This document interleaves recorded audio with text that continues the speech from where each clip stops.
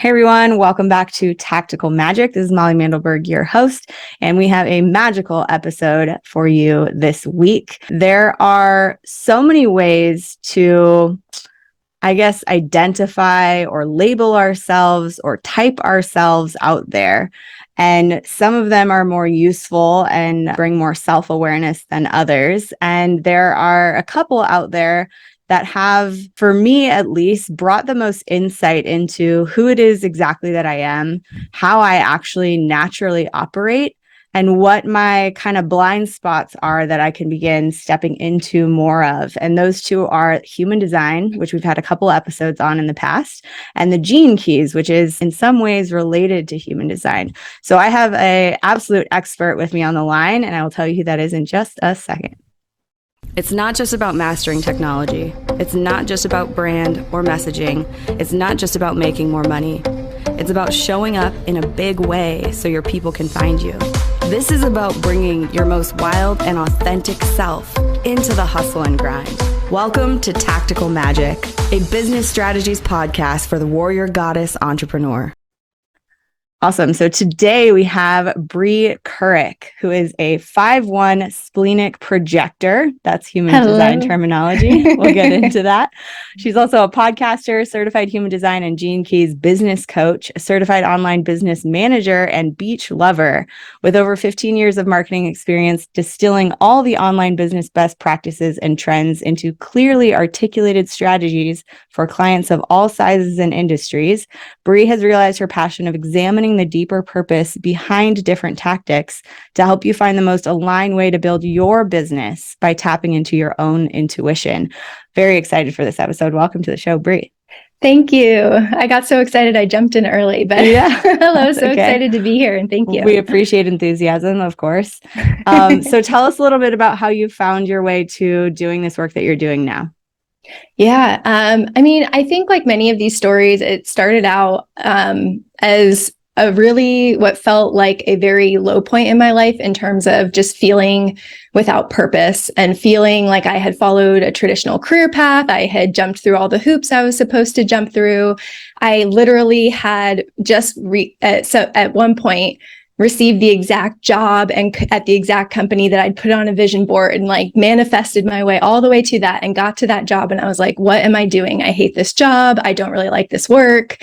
And that kind of just jump-started a big, journey within myself to figure out what would bring meaning to my life. And, of course, that opened up the door to a lot of things like meditation and journaling and astrology and personality testing and all of these things.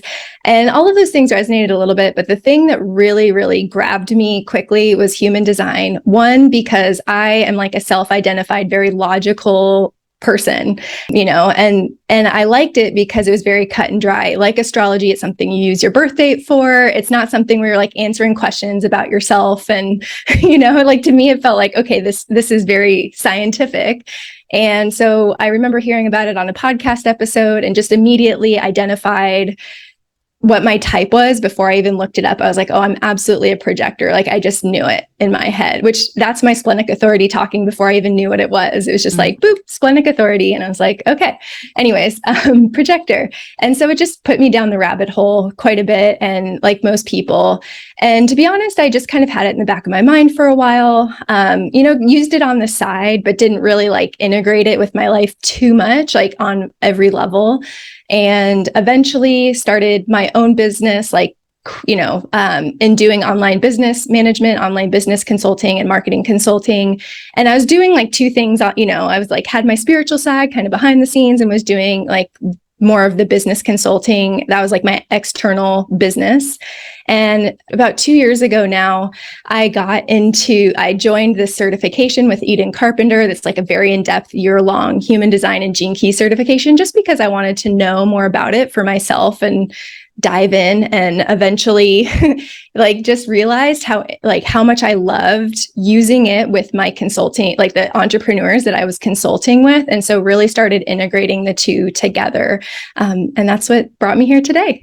Yeah. And I just want to say how valuable that lens is for doing the business consulting work. I've actually talked to a couple different people about packaging, because I'm not certified in human design or Gene Keys, but about packaging their human design reading with my business mapping session, because the two of those together is like serious magic to not just understand who you are and how you operate, but then to bring that into this beautiful vision and mission you have for your business and your future and what you're creating, and doing all of that creation and like magic through your best like way of operating is so different. Like two people could be running the exact same business with the same vision, the same messaging even, but they're two totally different people when it comes to their like design. By design, they are different. And so the way they go about that messaging or that broadcasting of their message is going to be entirely different. And to have that awareness up front as you're building a business in the first place, or as you're trying to grow into a new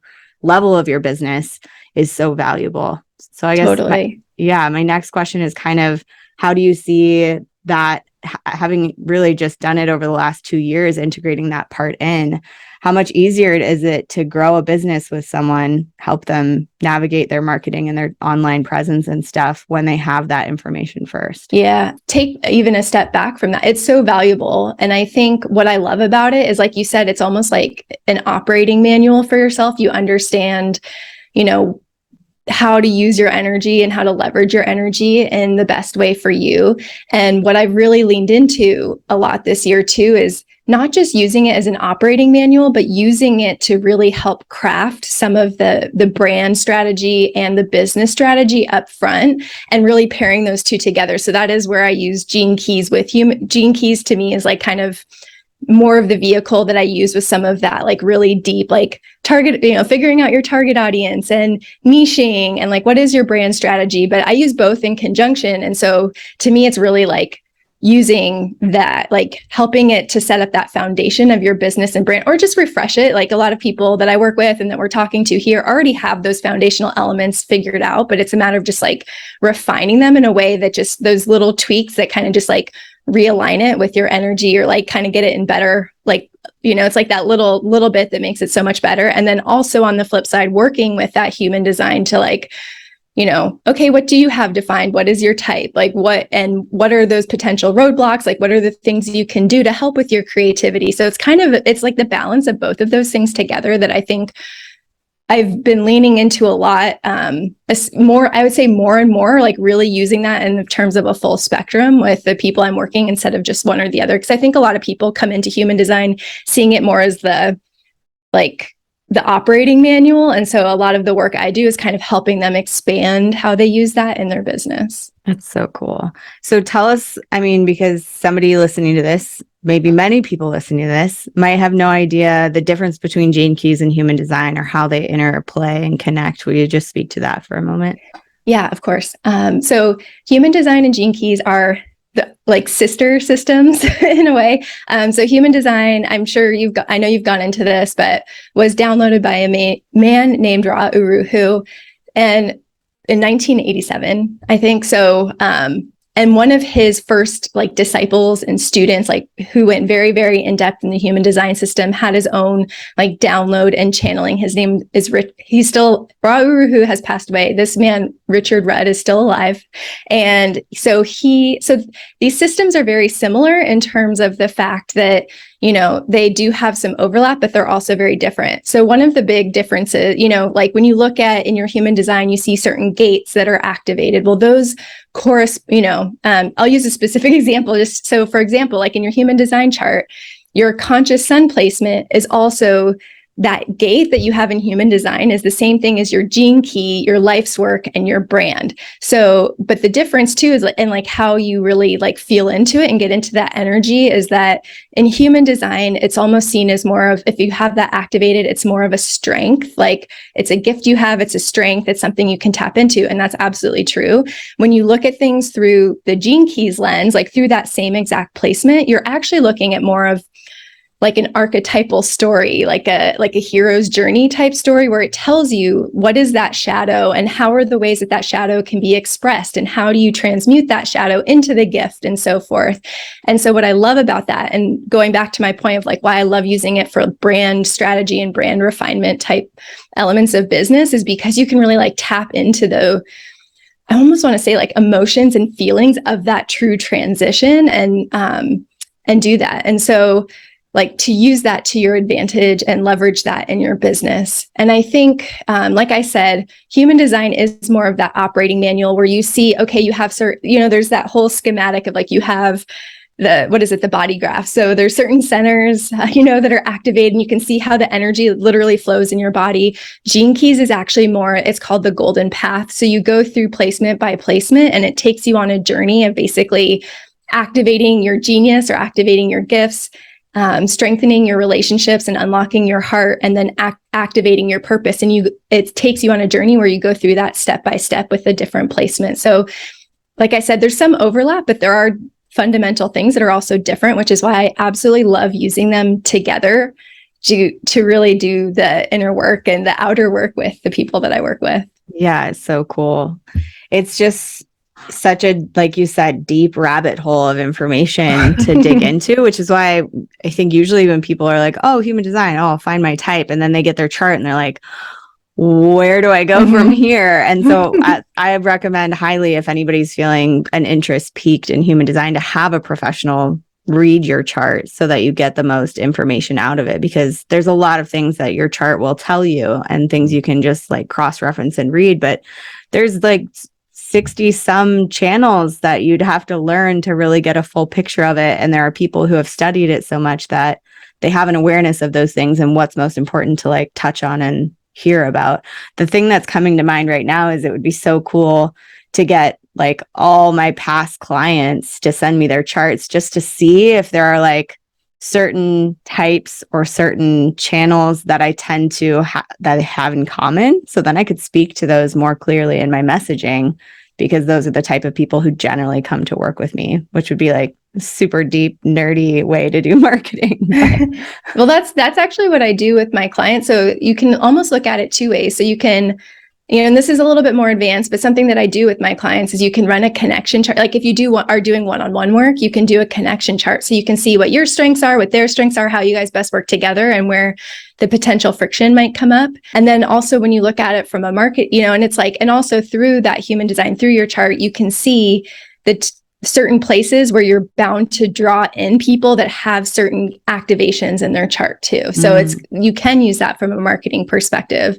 And I think based on what you have defined and undefined, it does pull in certain people, or it's like where you might quote unquote butt heads with certain people or have that friction come up. So it is super interesting. And of course, everyone's different. And what I'm talking about now is kind of a little bit deeper layers of human design, because like you said, there's just so many layers to it, but it's so fascinating and something that is eye-opening. And at least what I've found in my experience is most of the time it's something that's eye-opening, but it's also like you already kind of knew that, or it just brings to light things that you already intuitively know, but then you can kind of lean into it because you're like, okay, this is what it's telling me. And it is super interesting. I've done it. I've run some charts for some of the people that even aren't clients anymore, like that were clients a couple years ago or before that, or even clients that I have now who just aren't really into that so much. Like they're like, they kind of are like, think they're throwing me a bone by like sending me their information, because they just don't really care about it. And I'm like, oh yeah, I totally see this and what's happening. It's fascinating. There's just so much information in there. It's a deeper level of connection that can be created when you have that layer of awareness of where the connection is and where the resistance can be. You mentioned also that, using human design and gene keys can be a way to manage our energy, to be aware of where we might get drained or how to sort of play to our strengths so that we maintain more energy or generate more energy. Generate, said the generator. Tell us a little bit more about how that works. Yeah, I think one of the biggest misconceptions for the most part, like it's one of those generalizations that there's some truth, but I think needs to be dug into a little bit deeper is when people look up their type and they just go out and like look on the internet of like, okay, what about my type? And they see things like, oh, generators and manifesting generators, you have unlimited energy, and projectors and manifestors and reflectors, you have less energy. Like you can only work at, I'm a projector. So the first thing I heard was like, oh, you can only work 2 to 3 hours a day. And while like speaking at the highest level, generally that might be true. I think it's really important to dig into what your actual definition is in your chart. And one of the things, like just so comparing Molly, like your chart to my chart, you have a very activated chart, including the fact that you have 4 energy. So there's 4 energy centers in a human design chart.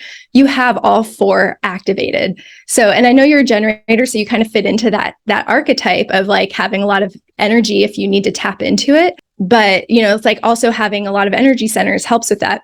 I know someone who's a projector who also has 3 of the 4, because she wouldn't have the sacral because she's a projector, but she has 3 of the 4 energy centers defined. And she acts in many ways like a generator.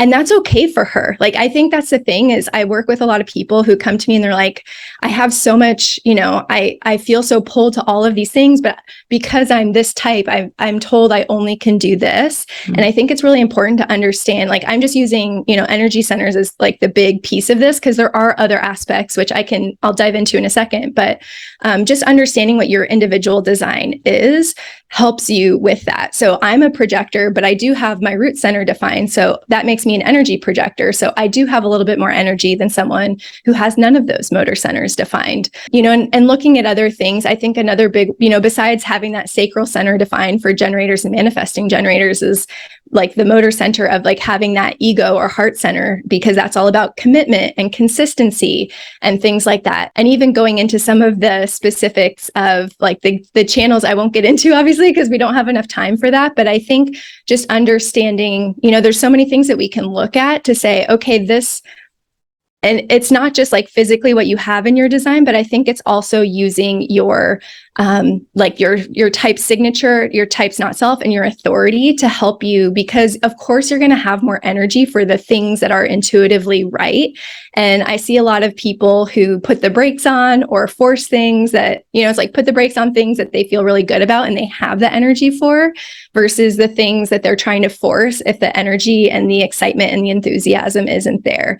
So a lot of the work I do is like looking at someone's chart and physically being like, okay, you do have the capability to have this sort of energy. And then also just asking the questions to get to the root of like, are you feeling less energy than you think you quote unquote should? Are you feeling more and you're feeling the pressure that you need to pull back on things? Mm-hmm. And so kind of when I work with clients or just anyone, I think, just to recommend to your audience as a whole, rather than just taking what type of energy you should have at the generalized type level, I would look into your chart. I would look at, so the 4 centers that are on the bottom right, your emotional solar plexus, your ego / heart center, it's called both, your sacral center, and then your root center, and see how many of those are defined. And that might give you an idea in terms of like, on the spectrum of how much energy you have in your business. I think that's really important. And I think, in terms of managing your energy, like so that's like gives you the one clue very tactically, but then, for me personally, as someone, yes, I'm an energy projector, but I'm still a projector. I think it's really important to just ask, I almost ask myself or check in with myself daily or multiple times a day to make sure that I'm focusing my energy on the right things in my business. And I think that that's something a lot of people take for granted, or they don't take a moment. They just rush into things or, feel like they have to do things instead of just taking a moment to ask themselves, if they're feeling low energy, it's like, well, why are you feeling low energy about something? Is it because it's not aligned to do right now? Is it because, there's something else that is pulling your attention instead? Or is it actually just you've run out of energy for the day? Like I know for myself personally, like as someone who is a projector and an energy projector, it's like, I know when I feel like when I've hit my limit for the day, I can tell. And so it's been a practice for me just to stop or to transition to things that are less intensive of energy, like some of the admin tasks and things like that. So I think it's a matter of I almost like triage the if I have a to-do list for the day, I try to triage my tasks of like, okay, these are the things I want to do and my energy is really great and I'm feeling really energized. Here are the things that I could do probably no matter how I feel. And these are the things that need to get done, but I don't want to waste my best energy on them. And so and I kind of like to have that set out for the day or the week or however you tend to work so that I can kind of play with that as I feel those ebbs and flows in my energy and recognize those shifts in my energy. Yeah. And that's a whole level of awareness that I think probably takes some practice to get used to, but makes such a world of difference. And in a similar but different way, yeah, regardless of how it looks in my chart, I'm a master creator of things. I like to make and follow through and create and like build courses and launch things and make art and all these projects. I literally have so many projects going at the same time, especially right now, because technically it's August 2nd and we're 3 weeks from Burning Man. So I have more projects than I usually do. But I dug a little deeper through, I forget, somebody else I was working with human design, and got that a big part of my operating system is about responding and about using the energy when it's alive. It's like looking at a project that has to get done and thinking, okay, I got to force this one out right now because it's on the list and it's important and it needs to happen, versus, you know what, I'm going to sit and read a book and wait for the energy behind that to show up before I go and do it. And then the creation of it happens in such a different energy, in a different space. It's not a have to, it's not a pushing. It's like the energy is here now and I know where it needs to go. And that has changed. I mean, just in the last like 6 months of my creation process, that has changed so much in what I'm putting out there. And it's changed so much in the response that I'm getting because I'm not forcing it. It's like it's like responding to the energy of the universe almost. It's not even an outside influence so much that I'm choosing to respond to, but I'm allowing that energy to show up before I go for it, which is pretty cool. And I will say, because I've seen your chart, you do have a super creative chart. Like knowing what you have said to me in the past and what you just said right now, your chart totally is totally aligned to that for a few reasons. But I think, you have that like your head and your ajna defined. So that is like a very direct channel to source. But you also have your throat undefined, which is our manifestation center. And so I think that works really well with what you said, where it's like you have to be, and this is also kind of a generator thing also, is like being in that alive energy and creating when you feel alive. Like to me, that's very symbolic, of course, of you being a generator, but that to me is also very related to this open throat center, that it's like when that inspiration strikes and something is like begging you to be manifested in whatever it is, a piece of artwork or whatever, anything, writing, however you choose to manifest it. It's like when that energy feels good and you feel it like almost like coming out of you, like that, like your design is perfect for that. So it's funny that you describe it, because I'm like, that's exactly, you have this design where you have like a very strong connection to source, a very strong connection to the earth. But it's like open right in the middle, like right where all of that manifestation energy is. So it's like that, when that energy strikes and that energy, it's like, it like comes out of you. But then with that, you might also have times where you feel it doesn't feel so good to create. Not that it doesn't feel good, but it just, the energy feels stagnant to create. And so like that comes with it, is that you almost have those like bigger ebbs and flows where it's like you can't create fast enough. And then maybe you're feeling like a little bit blocked or stagnant too. Yeah, it has a cyclical nature for sure, which I think the creative process just does anyway. But I think I had heard something about being a generator, that it's not about creating from scratch. It's really about responding to something else. And I think the shift happened for me in getting that it is my response to that energy, or that my response to that clear download from source. It doesn't necessarily have to be an external person or circumstance that's instigating that response from me. Correct. Yeah. Really cool. So I think we are running out of time so fast. There's so much I want to talk about. But one thing I want to say is I've noticed, because I've been around other people who are getting their chart read, that people can have two experiences, well, a million experiences, I'm sure, but can feel really acknowledged and seen by how their chart is read, and can feel like kind of confronted and resistant to how their chart is when they get their human design or even their gene keys.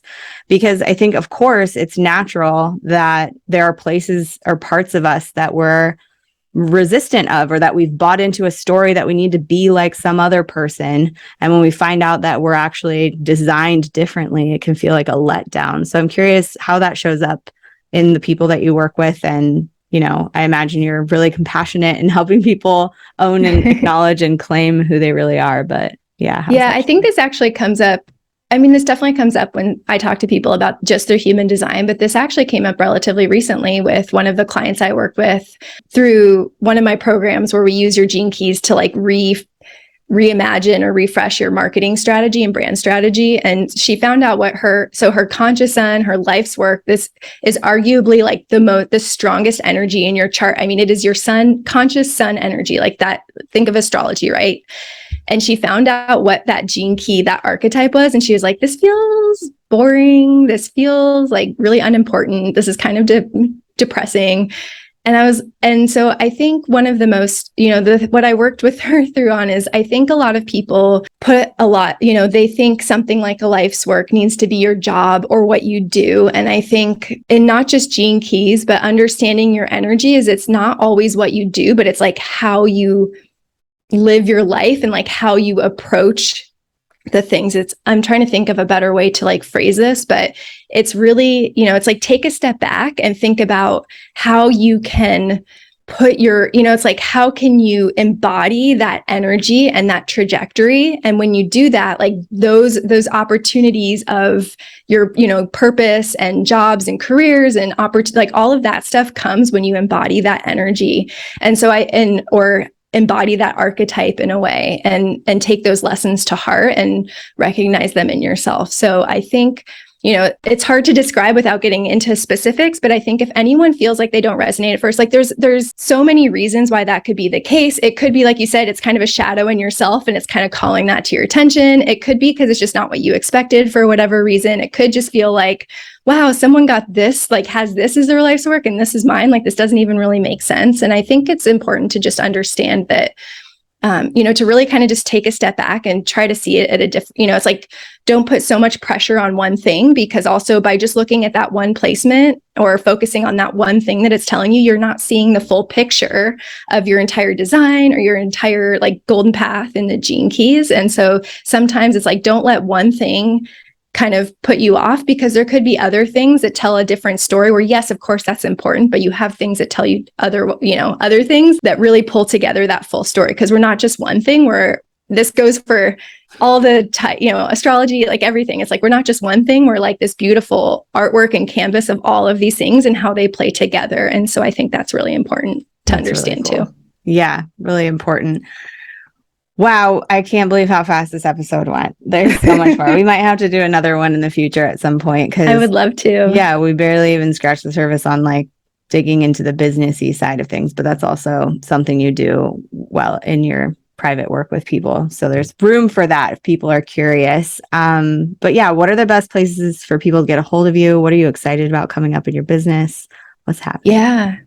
So the best ways to find me are breekuryk.com and at Bree Kuryk on Instagram. I try to make it easy. I have a free workshop series called Human Design Marketing Strategy and Business Alignment that just gives some quick tips to get started in aligning your business with your human design. We touch on gene keys a little bit, but we get into that quite a lot more in a program that I have called Radiant on Purpose that I referenced a little bit here and there, but it is where we really dive deep into your gene keys and your human design to either create or refine that marketing and brand strategy of your business using, like, by integrating your human design and gene keys.